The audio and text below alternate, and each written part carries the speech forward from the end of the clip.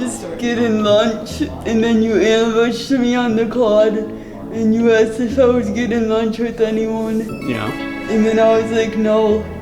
And you said, what did you say? You were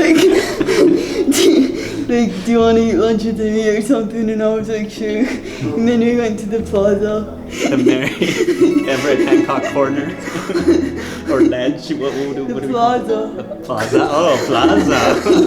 It's moved from a ledge to a plaza. So this was Mary's spot over the summer. I would bump into her every single time I would pass by. I knew Mary from my class, so I knew she was a fast learner. And so I knew she would be capable of learning these, the software that she would need. And I knew she was fully capable of doing research with me, given what I've seen. And so to me, it was unacceptable. I might have used that word too, or worse, that she was not doing research. And so then that's where I asked her. And I was actually really excited to do research that you kept on saying think about it. So I had to pretend to think about it.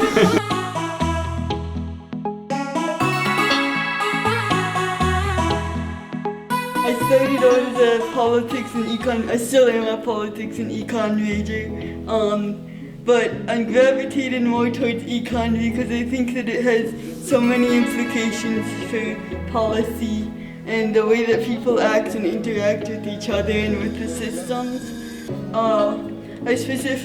I like economic policy a lot because when you look at the free market structure, there's not really room for disabled people or anyone who doesn't fit into this kind of strive to the top kind of system. I really enjoy doing research, looking through my code on Stata and solving little problems. Then I'll be up until 2 or 3 a.m. and then I'll look at the clock and be like, oh shoot, it's 2 or 3 a.m. But I generally have a lot of energy to stay up because I really enjoy energy drinks. This is my paper, Chinese trade and production during COVID-19, a disruption to global supply chains. I named it. The first time I saw it, I was so excited actually. I screenshotted it and sent it to my friends. So in the econ department, we present to each other when we're doing work. And so, we got together. She did a lot of the work on the slides for the presentation, and then we sat with a bunch of econ professors, and we presented the paper together. I think in retrospect it sounds a lot more intimidating because they're all like PhD economists with more than twice the education in econ than I have. But I don't know, at the time it just kind of felt like sitting down with these people that I knew.